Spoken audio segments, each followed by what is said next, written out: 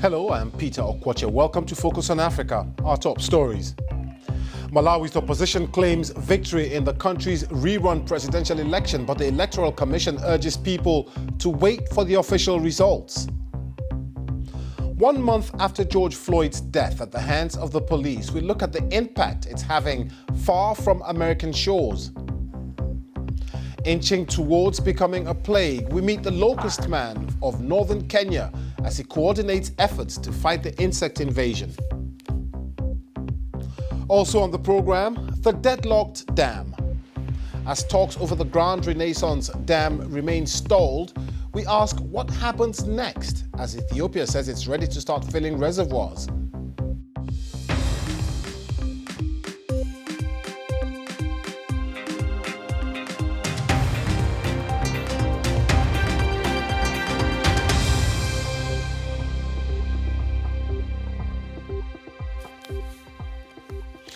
Thanks for joining us here on Focus on Africa from BBC World News. Malawi's opposition is claiming victory in the country's rerun of last year's presidential election. Judges rejected the first ballot won by the incumbent after evidence emerged of widespread rigging.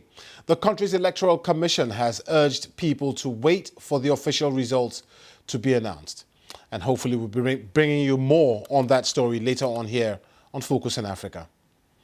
It's 1 month since the death of George Floyd, an unarmed black man choked to death by police in the US.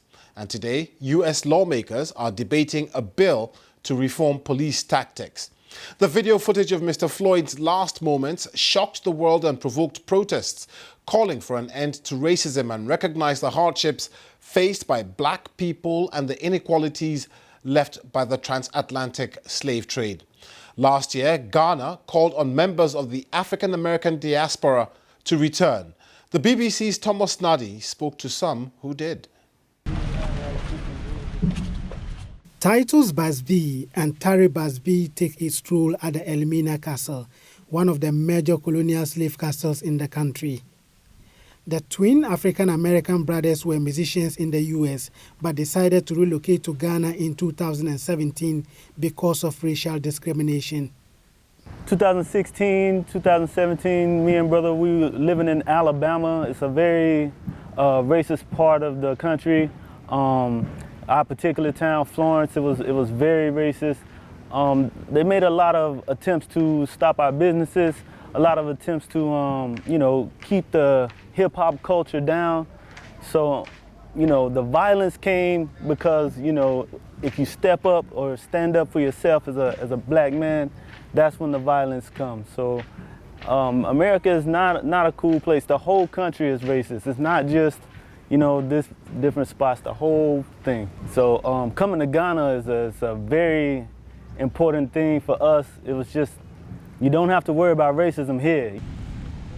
They are now engaged in farming and entrepreneurship, but recent developments in America and the reaction across the world is not lost on them. It's a long time coming. You cannot keep a people down for so long without them rising up. So I'm trying to figure out how America's going to deal with it, with the education and the internet. People are learning about their African ancestry. So they're not going to be satisfied with any second-class treatment at all. The killing of George Floyd, the unarmed African-American, by a white police officer also provoked protests across the continent. In Ghana, attempts by security personnel to stop a Black Lives Matter vigil later turned chaotic after one of their leaders was arrested. A memorial was held for George Floyd at the W.E.B. Du Bois Center in the capital, Accra. The name of George Floyd is pasted on this wall, and that is how Ghana, the home of Pan-Africanism, has chosen to honor him.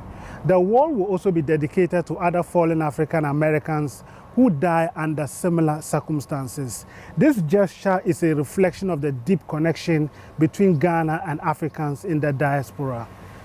Over 150 of them living in this country have already been given Ghanaian citizenship.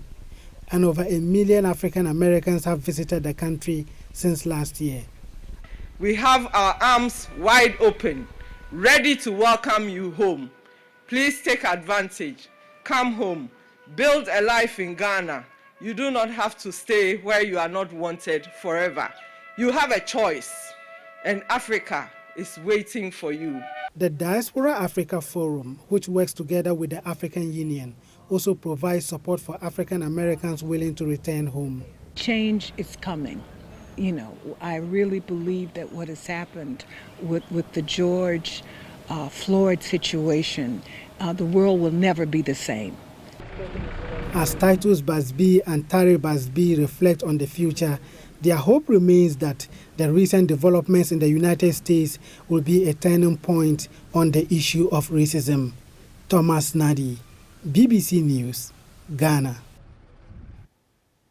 Let's delve a little deeper into this story now. Joining me live is Abdul Latif Balanta from the African Diaspora Forum. He's in Baltimore. Thanks for talking to us, Abdul Latif. How are people marking the 1-month anniversary there in Baltimore?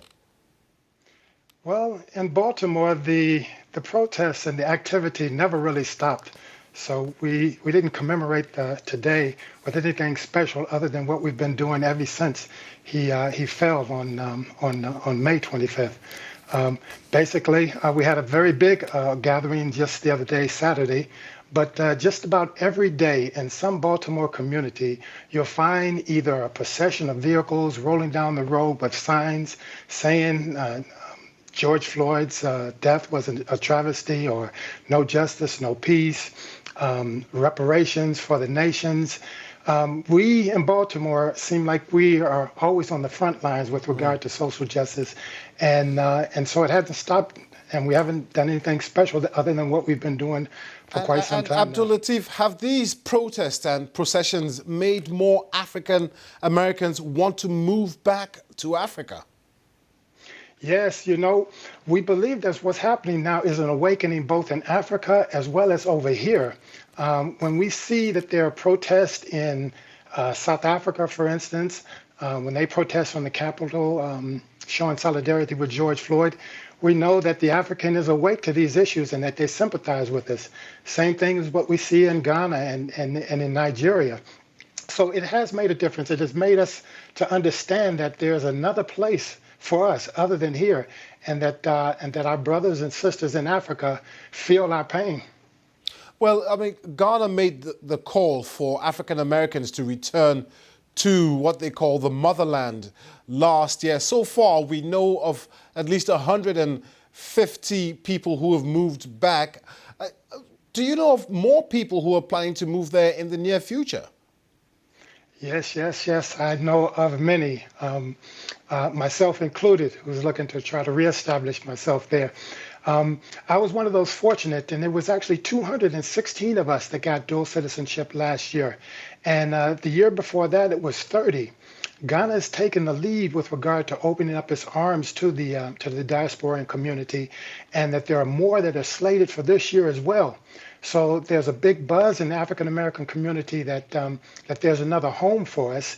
And so the protest that we're having now on the streets, it has a different kind of connotation to it than what they did in the 60s, because in the 60s they were just fighting for their rights here and saying that we have to stay here and deal with it. Here we know now that there's an option for us, there's another home for us. And like one of the ministers said, their arms are open wide for us. And they've proven it with this dual citizenship and other opportunities. They're calling it a birthright. I want to pick up on something you just mentioned, the fact that these protests are different from what we saw in the 60s and a fair bit in the 70s and 80s. The Black Lives Matter movement has certainly put racism on the map now, but for how long can this discussion be sustained? Well, one of the things that Black Lives movements has done that distinguishes it from the movements in the 60s is that they haven't set themselves up with one identified leader who can be taken out, assassinated, and then the movement die out. Black Lives Movement makes itself takes pride in the fact that it is a grassroots movement. So in this respect, it is much more sustainable. and that's a part of what it is. I don't embrace or appreciate some of the consequences from it, but the movement points to the consequences in terms of the lootings and others as a consequence of the injustice. It is not a part of the platform for the Black Lives Movement's people, I understand. All right. Now, we know that the U.S. Congress is debating police reforms today. 5 years ago, reforms were introduced in Baltimore. How have they changed the way black people are policed in that city? Well, it required federal action, and when this administration has put the brakes on the necessity for it, it's still on the books with regard to the review, the community review forums, and the other initiatives, which weaves the community and the policing of itself. But because leadership on high with regard to the funding has pulled some of the funding with regard to it, there hadn't been a lot of action on those initiatives. It really hasn't. Okay, Abdul Latif Balanta from the African Diaspora Forum, speaking to us there from Baltimore. I do appreciate your insight into this very important story. Thank you. Thank you. This is Focus on Africa from BBC World News with me, Peter Okwoche. Still to come on the program, tensions remain high as 3 countries still fail to agree on Ethiopia's Grand Renaissance Dam.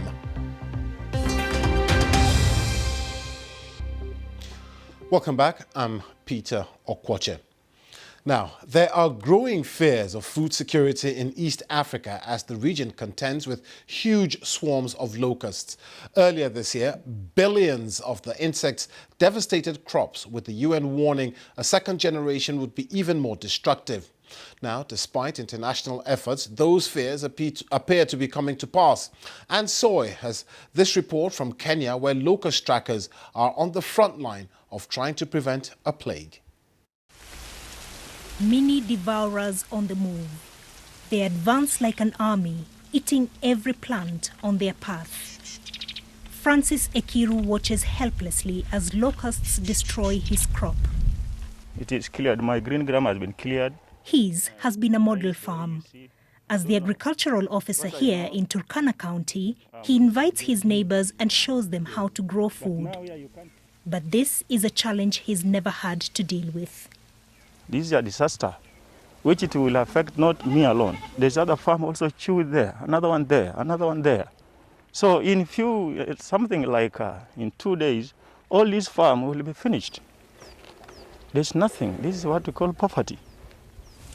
Each locust can eat its own body weight daily. And together in a swarm, they consume as much food in a day as 2,500 people would in a year.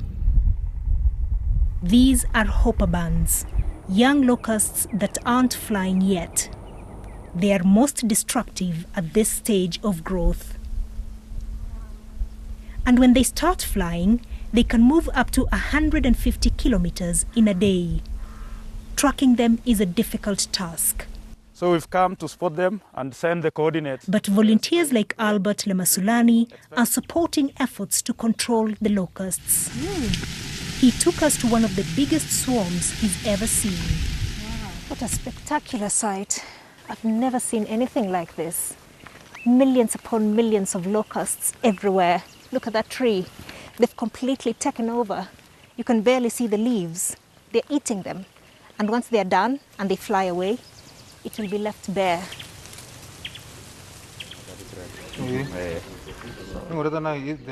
Albert has now trained teams he works with to collect information on the ground.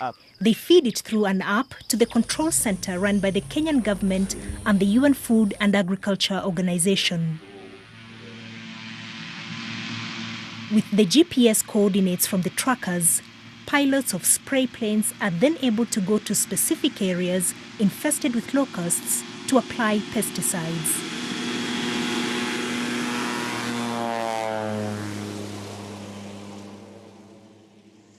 And the ground team would often be there to confirm the location.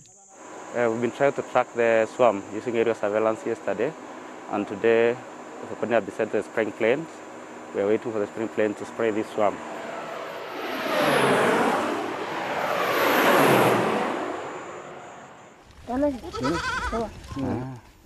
Albert is the new hero in his community. The Samburu are pastoralists. Livestock here means everything. Even if you have millions in bank account and you don't have animals, you don't have a homestead like this one, nobody recognizes you. The people will not recognize the billions in the bank. What they recognize is what do you have, like the cows, the camels, the animals, those things. They call him the locust man. Albert had tracked the migrant locusts and the first Kenyan generation. The eggs already laying eggs. He then filmed the second one hatching. An incredibly rare thing to see, but also a sign they may not be winning the fight. If nothing is done, each time they breed, they multiply by at least 20, inching ever closer to becoming a plague. And watching the devastation locusts are causing in farms like Francis's, Albert worries about what the future holds. Anne Soy, BBC News. Now to a long-running regional saga. Ethiopia, Egypt and Sudan have been discussing the benefits and disadvantages of the Grand Ethiopian Renaissance Dam on the River Nile. Ethiopia says it needs it to generate power, but Egypt and Sudan argue it will deprive them of much-needed water downstream. Negotiations have ebbed and flowed, and no country is moving from their positions. And with its rainy season fast approaching, Ethiopia now says it is ready to begin filling its reservoirs in the next few weeks. The BBC's Christian Otieno has this report. This is the dam that is now at the heart of so much controversy. Ethiopia says it is ready to start filling it next month, even though so far there's been no agreement with Egypt and Sudan. When operational, this will be Africa's biggest hydroelectric power plant. Ethiopia says it will provide much-needed energy to help the country develop. But further down the River Nile, Egypt and Sudan are worried that in years of drought, this dam will drastically reduce water supply. There have been several rounds of talks which have made some progress. But with no final deal, Egypt has decided to take the issue to the UN Security Council. When we moved to the Security Council to give it the Renaissance Dam file, it was because our commitment has always been to take the diplomatic and political path until the end. The dam is a source of huge pride for Ethiopia, but the government in Addis Ababa is keen to stress that the whole region stands to benefit from its construction. When you bring this kind of useful infrastructure, actually, that doesn't consume any water, but generate electricity and pass the water downstream, it means it brings significant energy for the region. It means Sudan can get a supply of electricity. Sudan also uses water from the Nile for agriculture and hopes the dam is going to help prevent flooding. So it stands to benefit from the whole project. But Khartoum shares Egypt's concern over Ethiopia's threat to fill the dam without an agreement. If Ethiopia implements its threat, we will reject this as we have rejected this from the beginning. It is also not possible for us to escalate this crisis and allow it to reach a confrontation with Ethiopia. We are still in negotiations. The vast dam has caused a somewhat turbulent relationship between these three countries. As they now seek support and build alliances with friendly countries, there is a danger of this escalating into a wider regional crisis. Christine Otieno, BBC News. So the tensions continue to rise between the three countries. Let's talk to somebody from a group that has worked very closely with the three nations on reaching an agreement. It's the International Crisis Group, and William Davison is their senior analyst for Ethiopia. He joins me now from Addis Ababa. William, why is it so difficult to reach a consensus for these three countries? I think that's because there's vital national interests at stake here. Ethiopia sees the Renaissance Dam as the centerpiece of its development, plans, and also for overcoming what it sees as historic injustice when Ethiopians perceive that it has not been able to use the Nile waters because of Egyptian domination of the river and some historic treaties. And as your report described, the concern for the downstream nations is with regards to drought periods and potential water shortages. And obviously, Egypt in particular is very reliant on the Nile for its fresh water. So it's tensions relating to those national interests which are causing this very long negotiations which have not yet reached a conclusion. So it's not so much how long it takes Ethiopia to fill the dam that is the problem.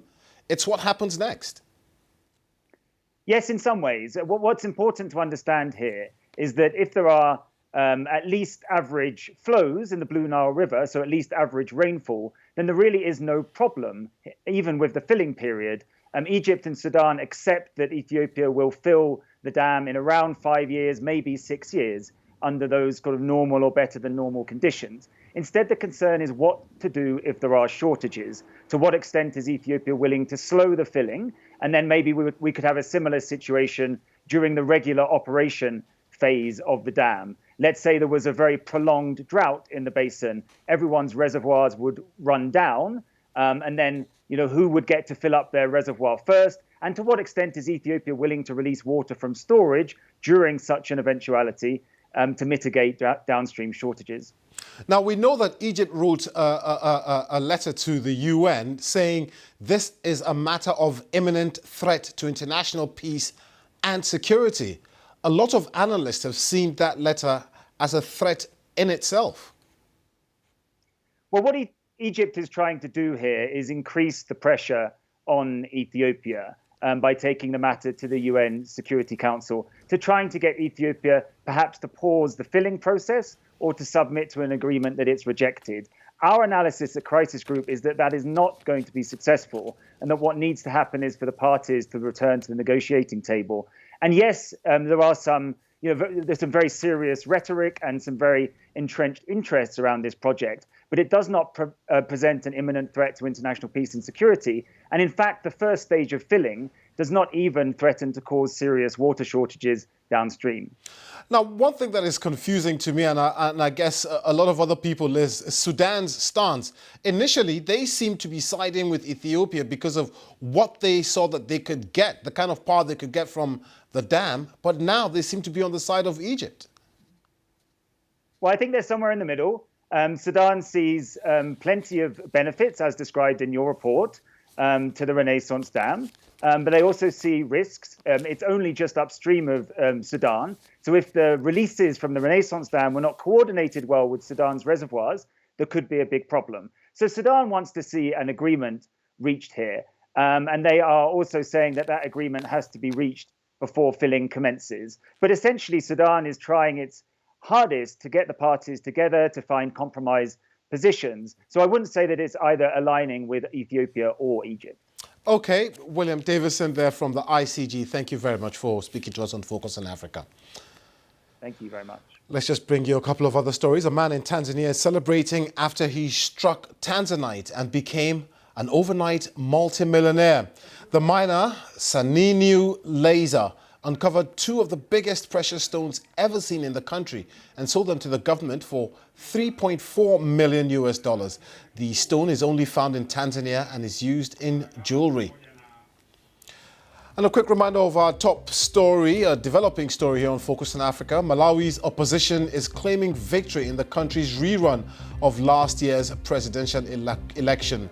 Judges rejected the first ballot won by the incumbent after evidence emerged of widespread rigging.